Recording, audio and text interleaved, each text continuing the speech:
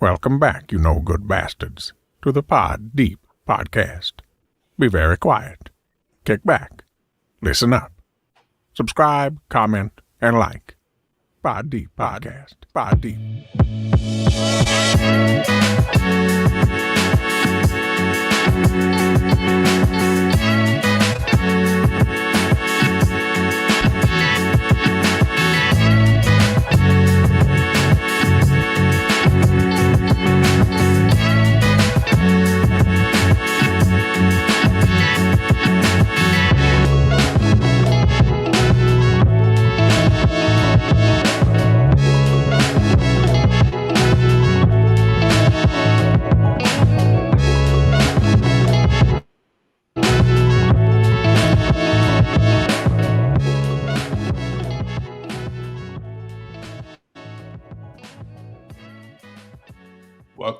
Welcome back. Episode 39, baby. We back. We got the crew in the house. Myself, Hughes, the ROD, Jay said it today.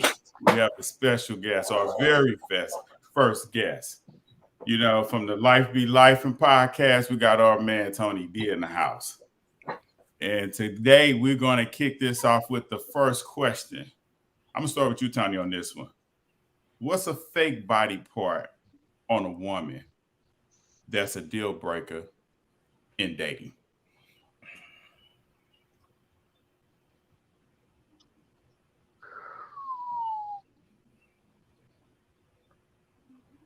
Tony just froze up. Switch it up. Let me go first. All right, go ahead. Deal breaker. I don't like the fake butts.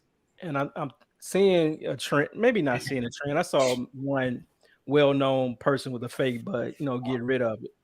But I think that's a trend. It's probably time to let that one go. The big square, fake, hard, silicone butts. So that's one, that kind of would be a deal breaker for me. What you hear us, Tony? You back? I got y'all now. I turned on my Wi-Fi because apparently Spectrum doing Spectrum. It's all good. I'm coming with you. What's a fake body part on a woman that's a deal breaker for you when dating? Hey, I'm a legs and thigh man, so butt, man, you can't be walking around with no fake butt because when you get old, man, that thing gonna have a mind of its own. So yeah, can't do it. All right, that's two for the bus. What about you, Sid? Hey, man, hey, women do that for us. Uh-huh. So I'm ain't no deal breaker for me. I mean, if it makes you confident and you look good with it, and I like what I see, it can all be fake. I mean, they do it for us. Appreciate the work, appreciate the art of it. So it ain't a deal breaker for me. I think it look good. They think it look good. It's all good. All right, I'm coming to you, High. What's up? What's the deal breaker for you? Teeth. Fake teeth. Yeah. I mean, we 45. And you ain't got no choppers, like, no, I'm good. Now, you 80, if we old and grown, in our elderly years, and yeah, okay.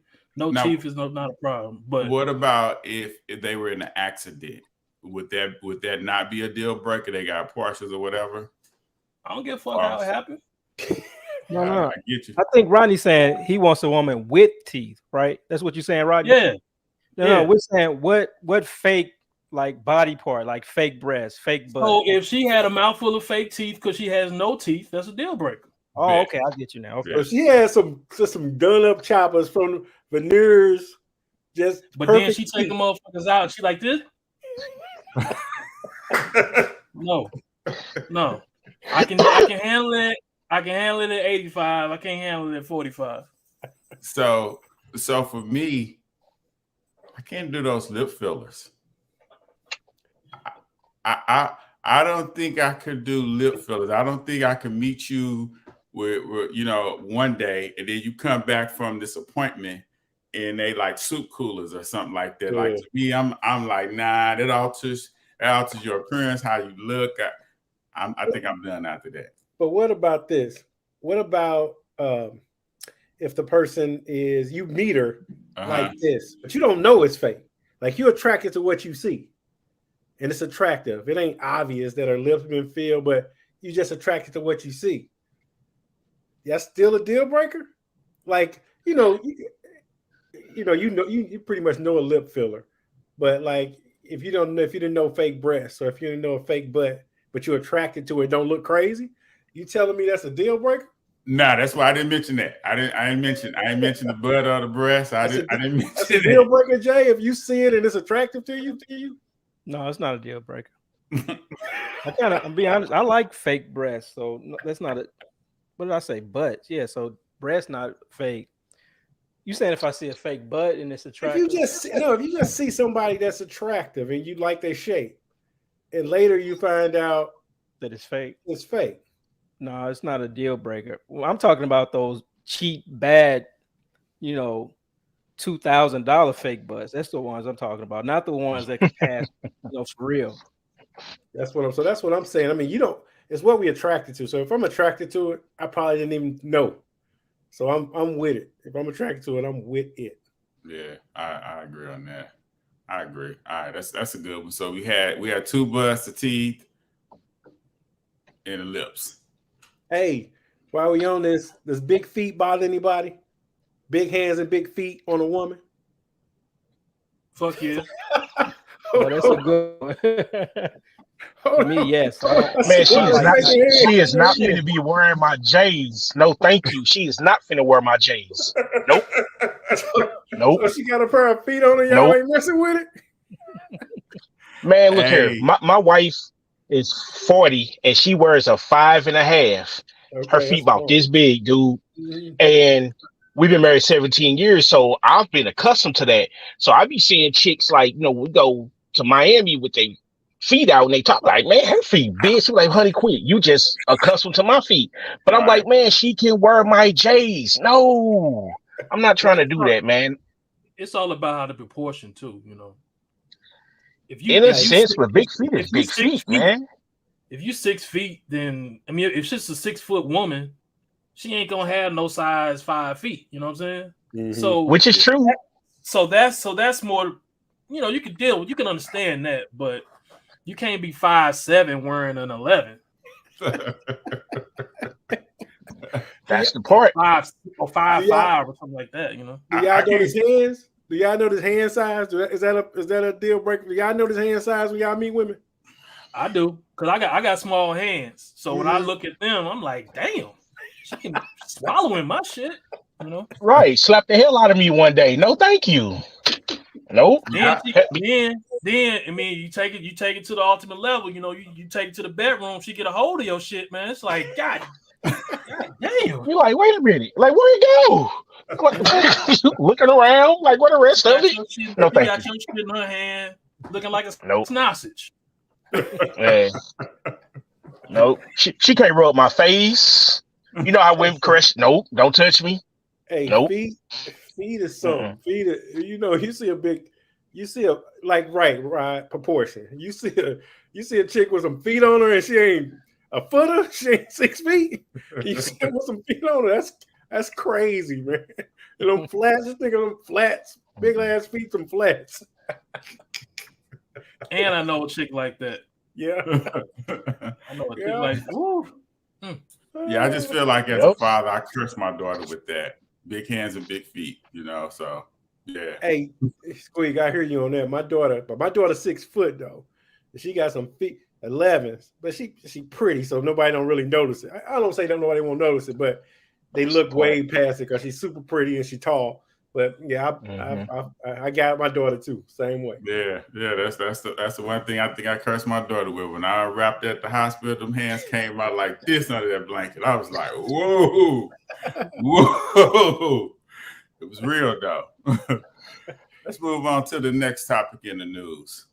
What the hell is wrong with Ja Moron? I'm gonna start with you, Seth. Man, this dude is wow, man. I mean, I don't understand it, man. I really don't understand it. We talked about this, we talked about this several times. The kid didn't grow up in no crazy circumstances. His father was an athlete. He had both parents in his home. I mean, it seemed like he had some positivity around him. I don't know if it's the city just making him turn up this crazy or what. Y'all had a lot of stuff. But man, he crazy. I mean, it's unbelievable that a guy gets given, has this God-given ability to play basketball at this level, and then he's just gonna just let it just wash away. And I was kind of confused on his last one. I didn't know if he didn't understand he was on a live, or if the guy wasn't supposed to show the camera. I mean, it was just so crazy how it happened. And old boy even was like, he put the phone down immediately, like, what's wrong? What you on? Right. I don't know, man. It's a goofball. He's just a goofball, man. He's crazy. I just can't. I'm done with the dude, man. I'm done with him. What about you, Rod? What's your thought? What's your thought on him?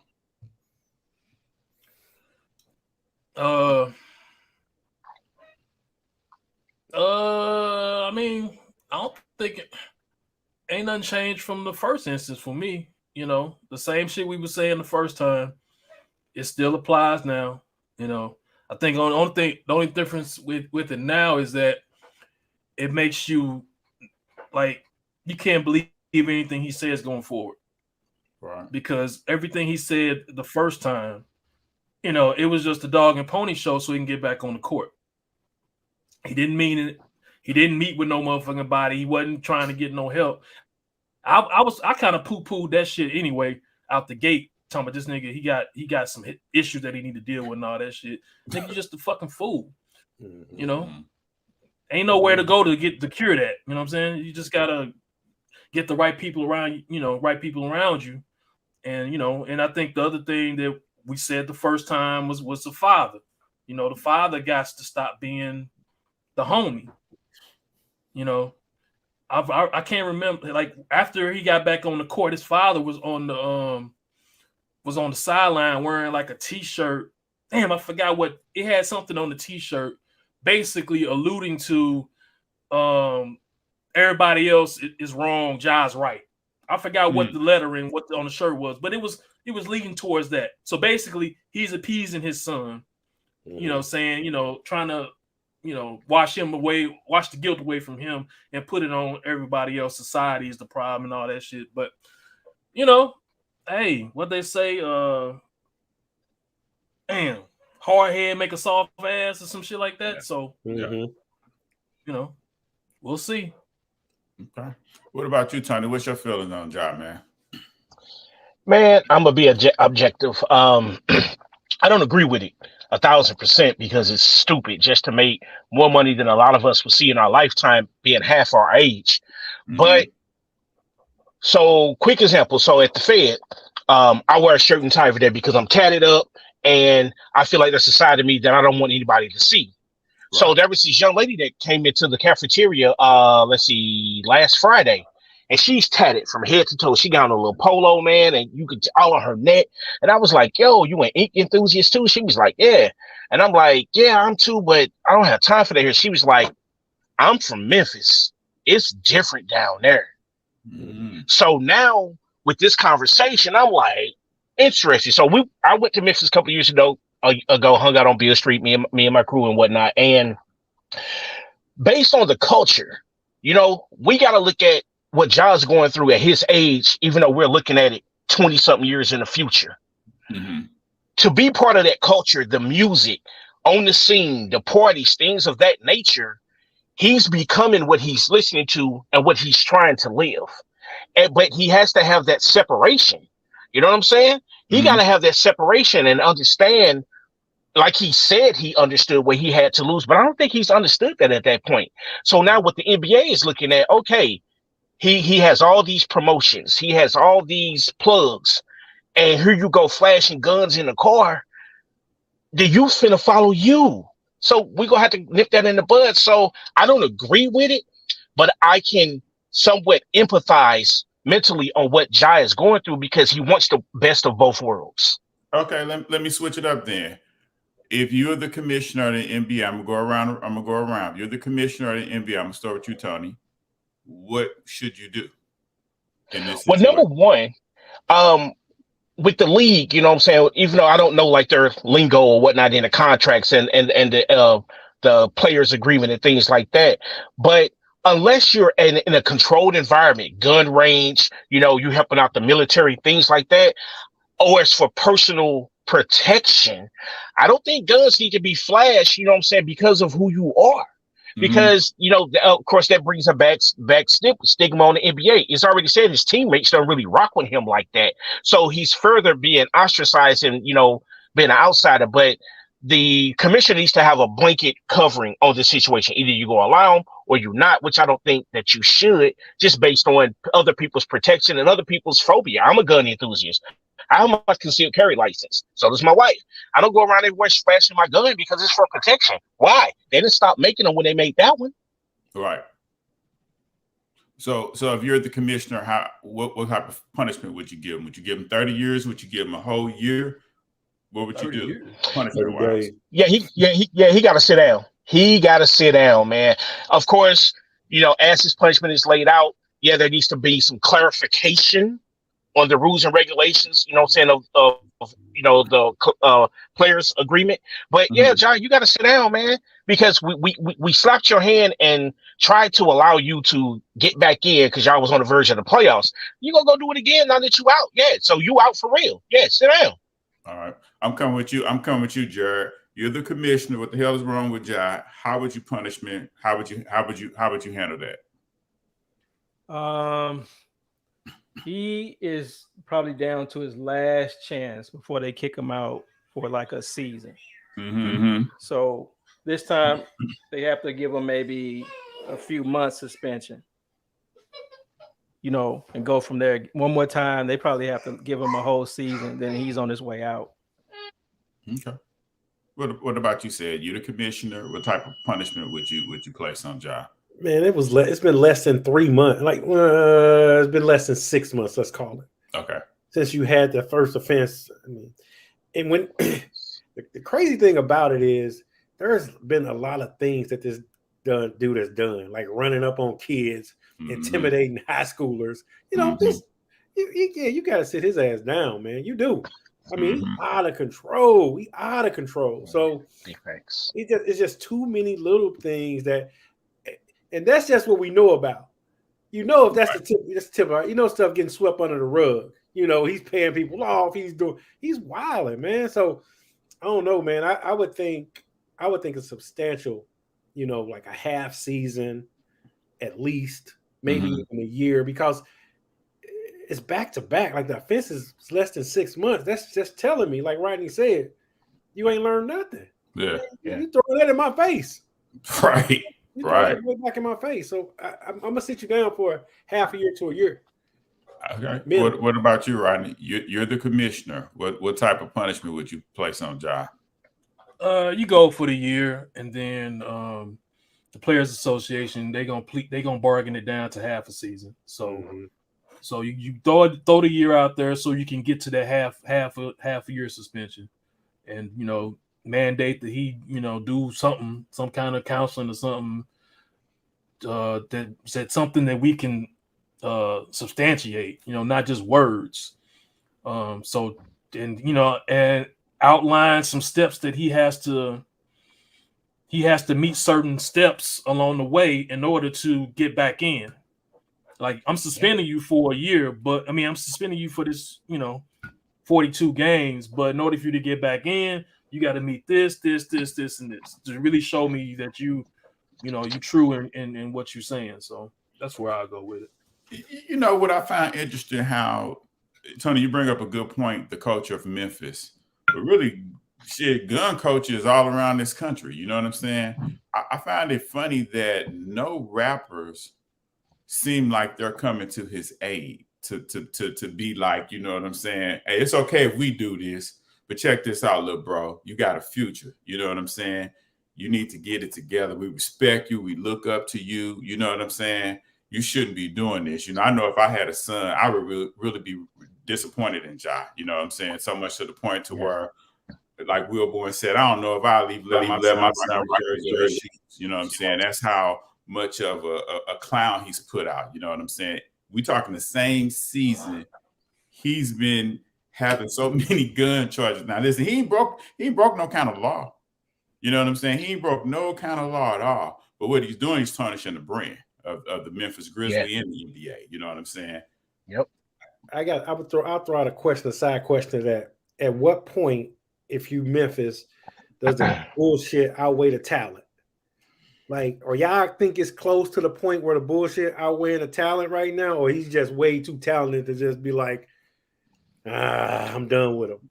Well, you might want to ask somebody else that one, because for me, I would be almost there because I don't think he's exciting, but he's not a game changer. You're not going to win with him.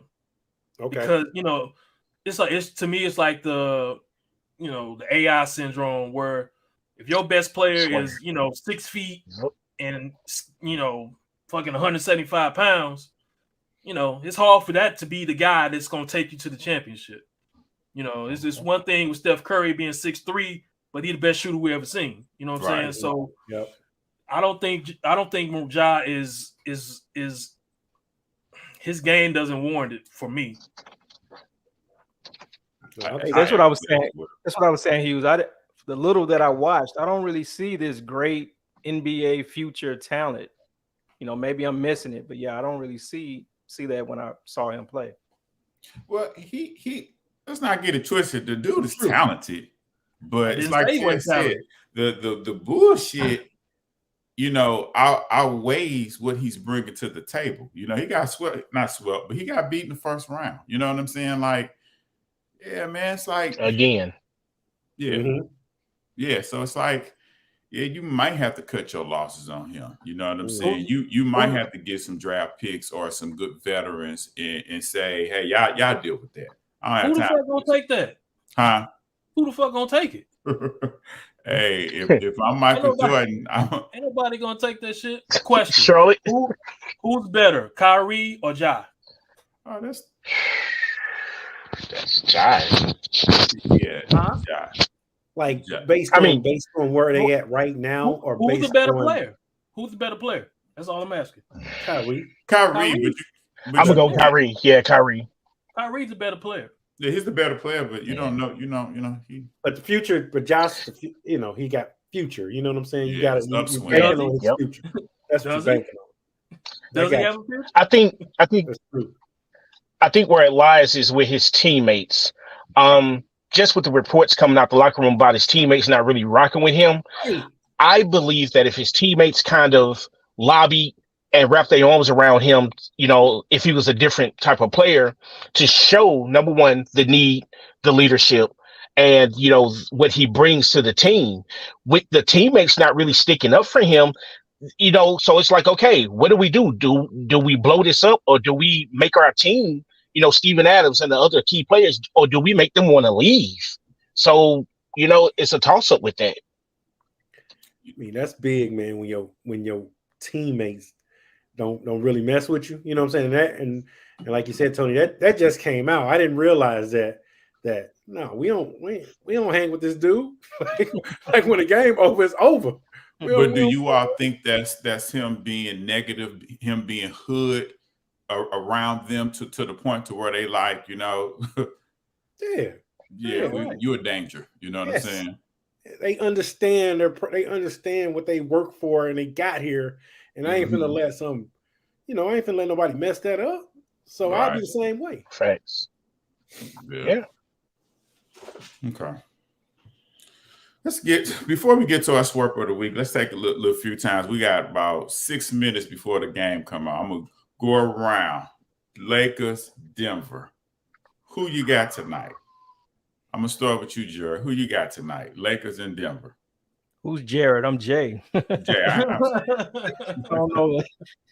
Lakers, man. Lakers look good. Golden State look uninterested, sluggish. The Lakers look good. You don't put a jinx on my team. I told you I don't shoot crap with kids. And I meant to say this. I'm gonna give you another shot, Jared. I meant to say this. Game 1. Who you think taking game 1? Lakers. Yeah. What about you, Tony? Who you thinking taking game 1 tonight? Man, it's hard to say because you don't know what AD go do. Oh, That's the key factor. If AD can get it going, I'm running with the Lakers. But if AD comes out pedestrian, Utah, man, Denver go get them together, man, and Lakers gonna have to go back and regroup. So if I had to put money on the game, y'all don't hate me, don't kick me off the show. I'm gonna go Denver just for the simple fact that dude Joker, man, and Murray, when they get cooking, man, they hot as fish grease, man. So the Lakers gonna have to find a way how to really suppress them and slow them down. That's gonna be the key to the game. It should be a low scoring game. Okay, who you got, Ryan? Who do you think taking game one? So we just going game or the series? Just the game. Oh, game don't matter. Shit. You can talk serious. You can talk it don't serious. matter who's the game. I don't know. I'm gonna go. I want to go with Denver, but they still got a lot to prove. Joker is the best player on the floor, and if he does, and if he plays to that, then they'll win. Mm-hmm. But if he shrinks, then they won't. Okay. But he's the best player on the floor, so he just got to play like it. I'm gonna go Lakers. I'm not sure if they're gonna win tonight. I saw Denver beat the Suns, but the Suns was in the game and they blew it. So I think the Lakers gonna get them. So I was building all that up for you, Sid. I'm saving it for you. Who you got? Like all year when they was 2-10. Who I told you I was winning. The Lakers gonna win tonight. They're gonna lose tomorrow. They're gonna lose Thursday. They're gonna take them. They're gonna take both in LA. They're gonna lose a close winning game 5, and then we're gonna close them out in game 6. Lakers in 6, baby. I hear. Lakers Okay. in 6. Okay. Rematches are crazy. Hey, just quick note. Y'all saw that the Spurs won the lottery. The Spurs won the NBA lottery. They're gonna pick that big kid from France, Wembanyama. I mean, do you think he? I mean, I've seen highlights, but is he really that good? So he leads. So too little. This is gonna be definitely a conversation we got to have. I do think he's good.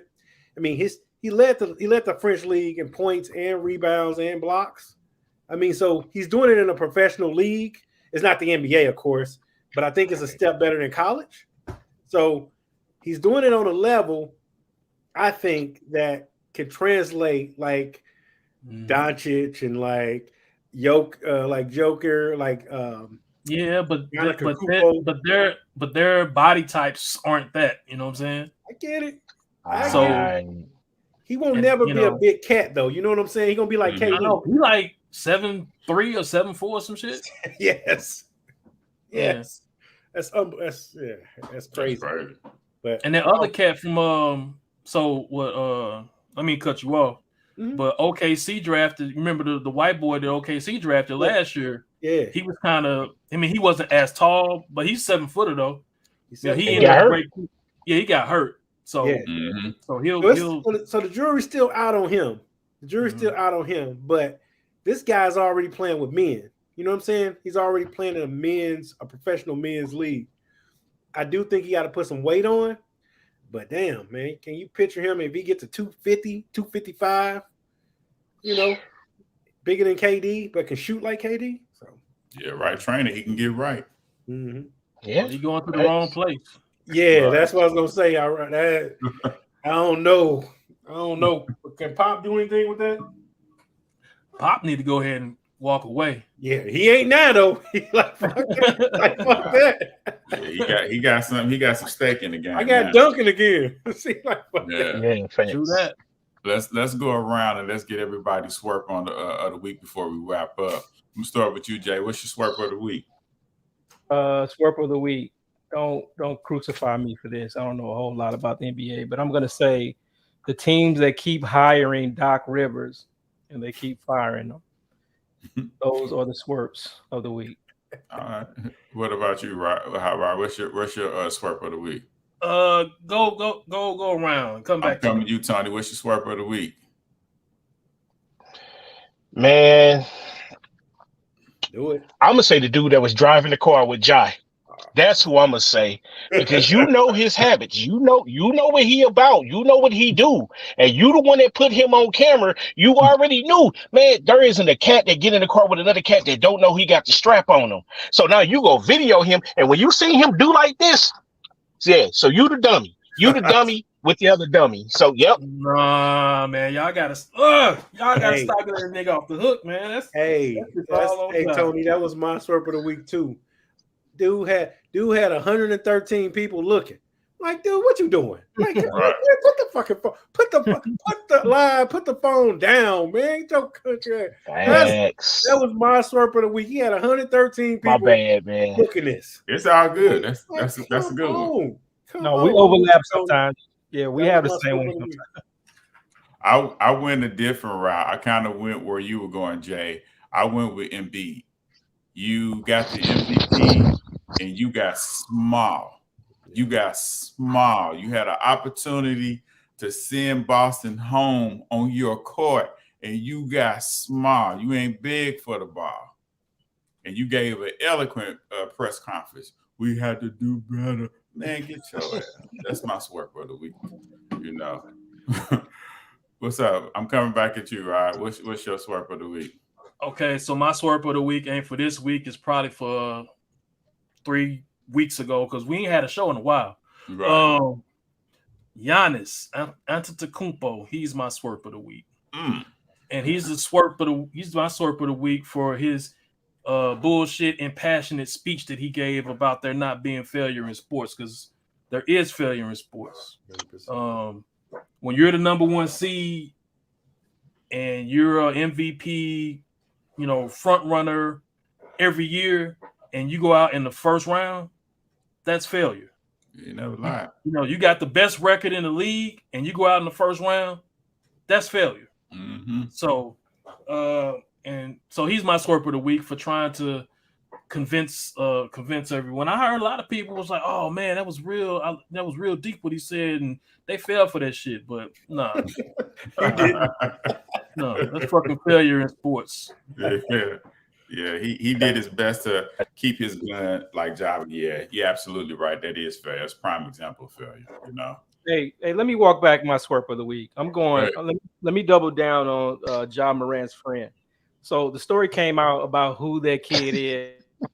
They went to school together, played together. Basically, they got washed out. He was probably trying to make it to the league and didn't make it. So now they're friends. They have a clothing line together. So basically, it looks like Ja is kind of, taking care of that kid. Whoever said, I think it was Tony, is right. You have to protect that fool at all costs because that's the meal ticket. And said you said it too. 100. I didn't know it was 113 people. Put that fucking phone down. Whoever said, get that goddamn gun out the car. You just got in trouble. You have to protect that dummy. So his friend in that car is my swerve of the week. I will concur. Well, fellas, we just wrapped this episode up, episode 9, baby. We back. We hit that 30-minute mark. You know what I'm saying? The game is on as we speak, but send it out to our fans. Like, follow, subscribe, share. Once again, we had our first guest, Tony D. Life Be Livin. Did I say it right? Living? Life Be Lifin.